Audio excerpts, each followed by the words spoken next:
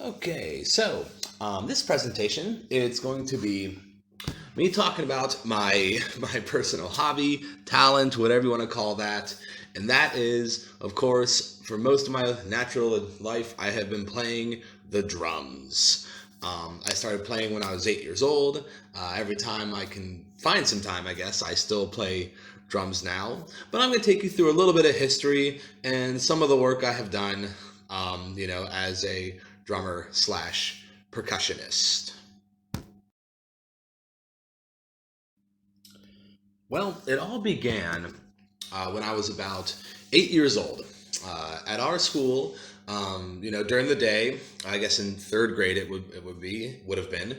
Um, our band teacher or music teacher would come to the room, those classrooms, and say, "Hey, do any of you guys want to, learn to play an instrument?" And of course, some students were like, "Yeah, that'd be awesome." Some students were like, "Oh my God, that sounds terrible." But when they told me that I could spend 45 minutes a week not in class, I jumped at the opportunity.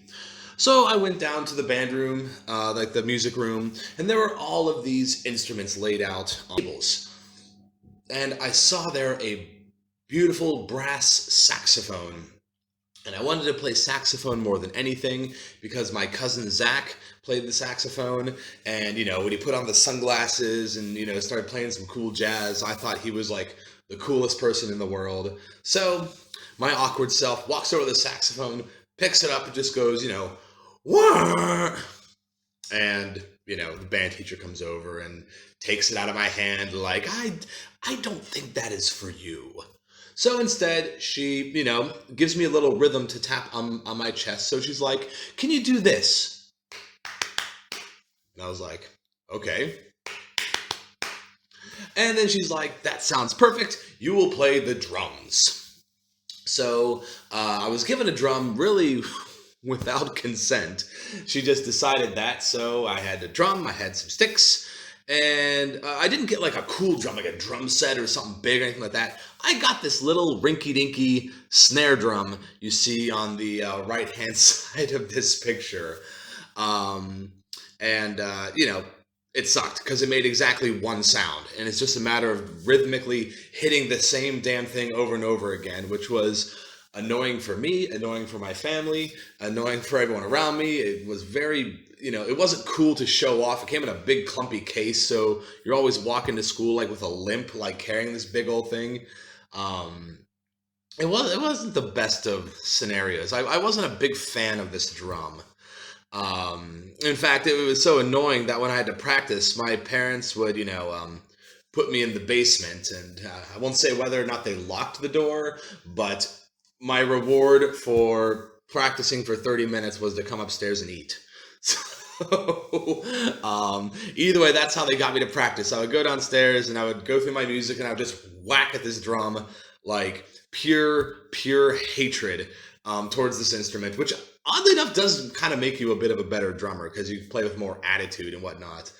But that those were the beginnings, and that was me, from third grade, fourth grade, fifth grade, sixth grade, seventh grade, eighth grade, and you're playing with the music band, so you have like other instruments in the classroom, and it kind of sounds cool, kind of not, kind of in the middle, like it's like a bunch of little people trying to figure out the song. That's kind of what the learning to play a single snare drum is like. So that was the beginning. However, once I got into high school, for whatever reason, and I don't know if my band teacher saw this, but there was this community that formed, where I lived, called the percussion community, and my school just happened to have one of the country's best drum lines and also one of the country's best percussion ensembles. So suddenly, there were more options than just this stupid snare drum. I could play a bass drum like the old Energizer Bunny, commercials, or I could timpanis or quads, things like that. Then that turned into like 1,000 other instruments. With the percussion ensemble, I learned how to play xylophones and marimbas and timpanis and bells and all sorts of percussive instruments, African drums, Brazilian drums, My 4 years of high school, percussion actually kind of became my identity. It was like, hey, do you know Dave, the drummer? And they're like, oh yeah, Dave, the drummer. That's we know that guy. He is moderately cool. Most of the time, not, but sometimes he has his cool moments. So this is I have some videos now from the Mount Lebanon Drumline and high school percussion ensemble. So those were my high school years with the organization. I'm still a member of the organization, obviously not in high school, but I contribute to them and support them and things like that. So please enjoy some performances from the percussion ensembles and the drum lines. I am not in either of these videos because I graduated in 2003 and there was no decent footage from before then. Like, the ensemble footage is kind of dicey, and that's from like 2009, I think, or 2008. So either way, I hope you guys enjoy those ones.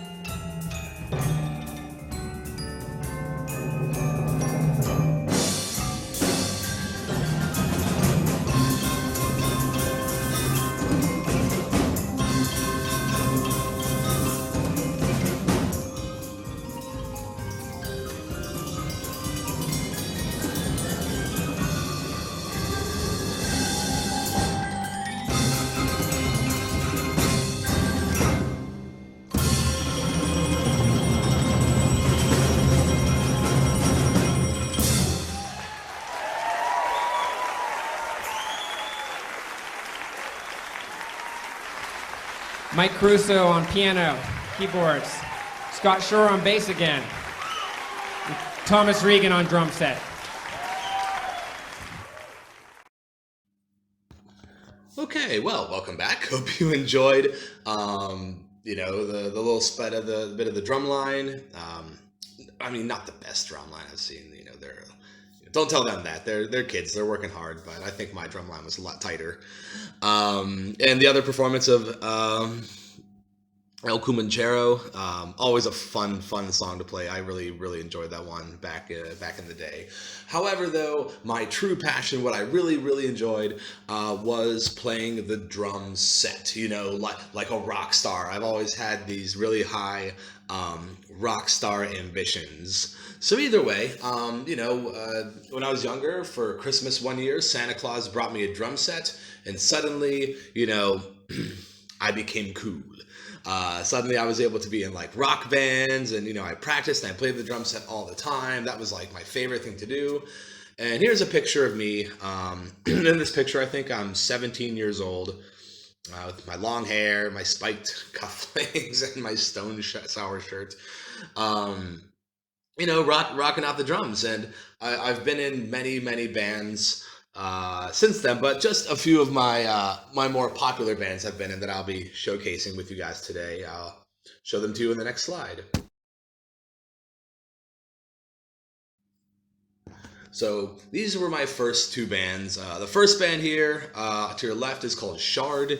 That was my band from high school. We were 16 years old, 16, 17, 18. That was, right 1999, 2000, 2001. We were kind of like a wannabe, like Linkin Park kind of System of a Down kind of band, where we were, like we thought we were like hardcore and badass and like dark and mysterious, but really we were just a bunch of pissed off, teenagers. But yeah, we had a lot of fun with that, practicing in the basement, ordering pizza, like, piling up in a van and going to play shows, all over the place, like in Baltimore, and like, divey little corners. Because remember, we weren't allowed to play in bars or anything because we were all like 16 and 17 years old. So, we were just a bunch of kids. So we had to play like in all of these small music venues, things like that. But we had a lot of fun. We thought we were rappers and rockers and somewhere in the middle. But that was our first batch. But that was the high school rock band. So it didn't even matter if you were good or not. Like you just were those guys, and not everyone would come to your shows, and everyone would say, "Oh man, we partied with the rock star," or whatever. And so it made for a good last 2 years of school. So that was Shard. Shard ended up kind of breaking up once we all went off to college and whatnot. And then this next band over here is probably one of the bigger bands I've been in. We were called Caliga. That's actually, if you look at these two pictures, the guy on the leftmost side of the page, it's the same person, but about maybe 6 years apart. But Caliga, we were heavy. We were like melodic death metal, and we played a lot of shows. Played some really big sold out shows. I wish there's a few DVDs of us floating around out there. I haven't been able to find them, but they're out there. And we played a lot of shows like that. We got to meet some famous people. Got to play with some big names. But once again, a lot of fun. Great time, interesting people in the band. But yeah, so melodic death metal's your thing. Probably one of the most fun bands I've played with. Just, not 100% my musical style, like what I listen to regularly, but it's kind of like soccer, like it's just, painful to watch sometimes, but man, is it fun to play. So, that's Caliga.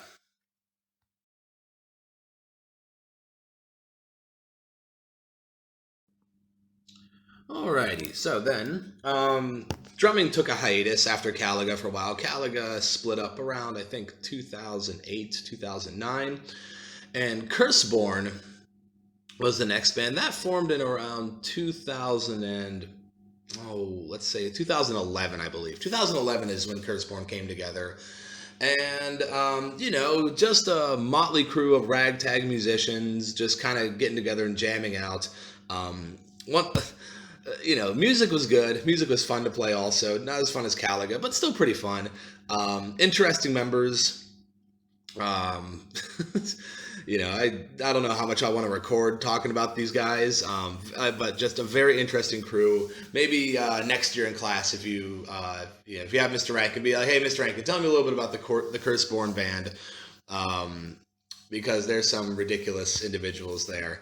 But once again, more like kind of heavy metal sound, melodic. However, now the vocals went from screamy to singy. It became melodic again. Not as scream your head off. Kind of got out of that phase. And Curseborn, I actually played right until I moved to Czech Republic. I think the Saturday before I moved here, I played a show that night with the guys, and then bid them all a fond farewell. But definitely some great memories with them, and we definitely all stay real tight. And then it was my first and only band I've ever been in Czech Republic, and that is this band here called Label Damned, which is very different, a very, very different band from the other three. But this one is more in line with what I like to listen to, what I like to jam to. Much more symphonic, much more melodic, things like that. Not as slammy, not as hard hitting. Maybe it's just a sign of my old age. maybe I'm not angry anymore. But either way, that's Label Damned. A very cool international band, because you have me on the right from the USA. That gentleman leaning against the wall back there, that's Felipe. He's from Colombia. The young lady and the gentleman right behind her, that is Alicia and Sam, and they're from the United Kingdom. And the guy on the end, his name is Hao, and he is actually from China. So we have a very international band, about 4 different continents represented in this group. I played with them for a couple years, and then I think in 2016 they went back to the United Kingdom to become famous rock stars, and they couldn't find a drummer. So unfortunately, but they did make me an offer to move to the United Kingdom to seek fame and stardom with them. But I felt I have work to do here. So, that's kind of where I'm at. As far as playing drums go, I'm always looking for an outfit. I've jammed out a couple times with some people, but like I said, still a passion, still something I absolutely love to do whenever I get the chance. And I'm going to finish this presentation with just some samples. So if you want to hear what any of these bands sound like, I put samples of all 4 of these bands up. They're all going to be after this. Rock out. Tell me which ones you like. Tell me which ones you don't like, honestly. Very particular styles. And of course, we're all, underground and, low key. We're not, pro musicians or nothing. We're just, we like it. It's fun. It's fun to make music. It's fun to be with a band. You kind of get to, pretend you're a rock star from time to time. And, the dopamine, the euphoria of that is always just, major. So I hope you enjoyed this, and I'm looking forward to seeing your presentations.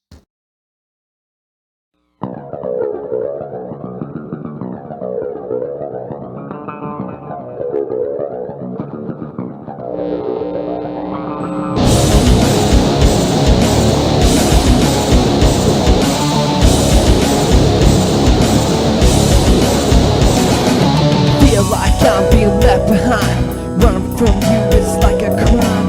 Things aren't just the way they used to be. I can't see us together again. Why are you always coming back to me? My life's changed and you should follow me. I'll show you the way that things should be. Tomorrow we can start another day.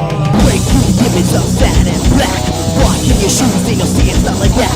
For every second wasted there's someone who falls. Living inside someone will answer the call. It's too late now, you shot your words.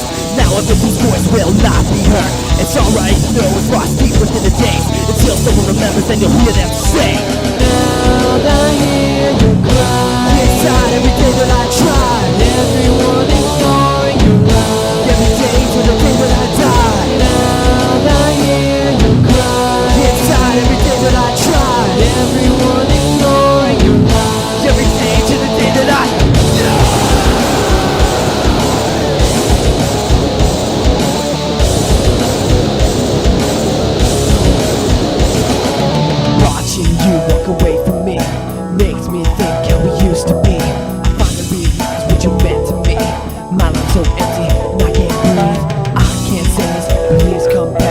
realize what I did, and I can change. I ask for your sympathy, or it's not meant to be. Break through the image of sad and black. Walk in your shoes and you'll see it's not like that. Through every second wasted there's someone who falls. Living inside someone will answer the call. It's too late now, you shot your words. Now a victim's voice will not be heard. It's alright, no, it's lost deep within the days. Until someone remembers, then you'll hear them say, now I hear the cry. Inside every day that I tried, everyone ignoring your lies. Every day till the day that I die. Now I hear the cry. Inside every day that I tried, everyone ignoring your lies. Every day till the day that I die.